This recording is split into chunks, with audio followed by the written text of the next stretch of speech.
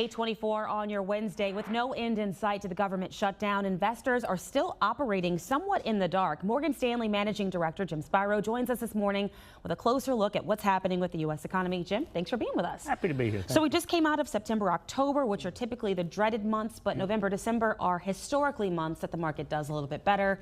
How do we do, and what are we thinking about the next 2 months after the last two? Well, you're right. With respect to we're coming into seasonally a good time of year, November and December. At the end of the year, they have what they call the Santa Claus rally. Last couple of days, first days of the new year, historically pretty good. But you know, these things are generally just trends, and they work and work and work until one day they don't work. So the fact of the matter is, if you look back over the last 7,500 years, September has been a poor month. October, a middling month. They were actually very, very strong months. So anyone who bet against September and October, which I think is a fundamentally foolish thing to do, you're basically trading, would have probably lost money.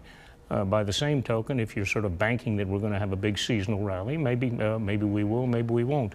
I think a much wiser thing, as I've told you in a variety of formats over the years, is that to look at this as a continuum and a long term, and not to try to trade individual months or individual slogans. There's another one, sell in May, go away, because historically the summer can be slow. We just had a great summer. So I don't make a lot of the fact that certain months are better than others. What I make an enormous amount out of is that historically the market has delivered about an 8 to 9% return over the last 30, 50, and 100 years.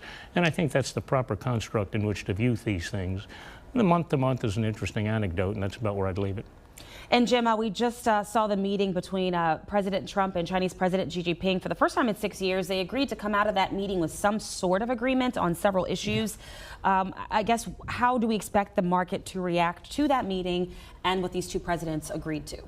Well, I think anything that might, on the surface, and importantly, more substantively, dial down the tensions would be helpful. That's about what I would give this. As to this enormous, you know, on a 1 to 10, it was a 12. I frankly don't see that.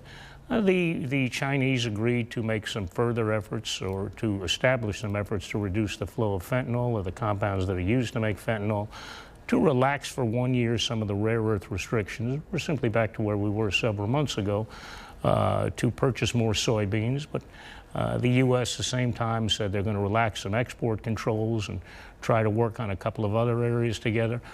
It's not clear to me that any of these things is an agreement. I've never seen two people across a table actually signing things. What I hear is a lot of memorandums of understanding and frameworks and constructs to work together. So I wouldn't make too much of it.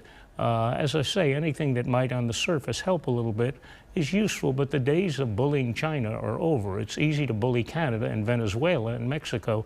China did not back down, which is what I suggested to you over the months, and I don't think they will back down. We have some leverage over them, and they have leverage over us.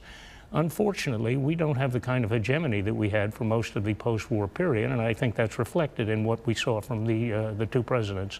A dialing down of tensions, no more. All right, Jim Spiro, as always, we appreciate your time. Thanks, Kelsey.